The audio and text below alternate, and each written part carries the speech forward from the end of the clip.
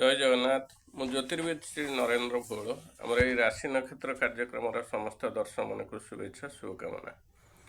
ଆଜି ଡିସେମ୍ବର 19 ତାରିଖ ଶୁକ୍ରବାର, ପୌଷ ମାସ, ଅମାବାସ୍ୟା ତିଥି, ଜ୍ୟେଷ୍ଠ ନକ୍ଷତ୍ର ବିଛା ରାଶିରେ ଚନ୍ଦ୍ର, ଧନୁ ରାଶିରେ ରବି। ଆସନ୍ତୁ ଜାଣିବା ଆଜି ଦିନଟି ଆପଣମାନଙ୍କର କିପରି କଟିବ।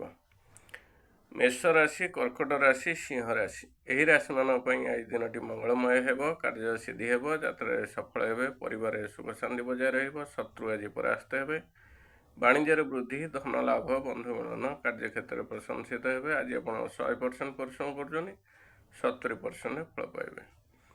ତାପରେ ଆସିବା କନ୍ୟା ରାଶି, ମୀନ ରାଶି, ଏହି ରାଶିମାନଙ୍କ ପାଇଁ ଆଜି ଦିନଟି ମଙ୍ଗଳମୟ ହେବ ନାହିଁ। କାର୍ଯ୍ୟ ହାନି, ଯାତ୍ରାରେ ବିଫଳ, ପରିବାରରେ ଅଶାନ୍ତି, ମନୋମାଳିନ୍ୟ, କାର୍ଯ୍ୟକ୍ଷେତ୍ରରେ କାର୍ଯ୍ୟଚାପ ବୃଦ୍ଧି ପାଇବ, ଶାରୀରିକ ପୀଡ଼ା ପାଇପାରନ୍ତି, ମାନସିକ ଦୁଶ୍ଚିନ୍ତାରେ ଦିନ କଟିପାରେ, ଶତ୍ରୁ ଆଜି ପ୍ରବଳ ହେବେ, ବାଣିଜ୍ୟରେ ହାନି, ଦ୍ରବ୍ୟନାଶ, ଧନନାଶ, କାର୍ଯ୍ୟକ୍ଷେତ୍ରରେ ଅପମାନିତ ହୋଇପାରନ୍ତି, ଯାନବାହନ ଚଳାଚଳରେ ସତର୍କତା ଅବଲମ୍ବନ କରନ୍ତୁ। ଆଜି ଆପଣ 100% ପରିଶ୍ରମ କରୁଛନ୍ତି, 30% ଫଳ ପାଇବେ।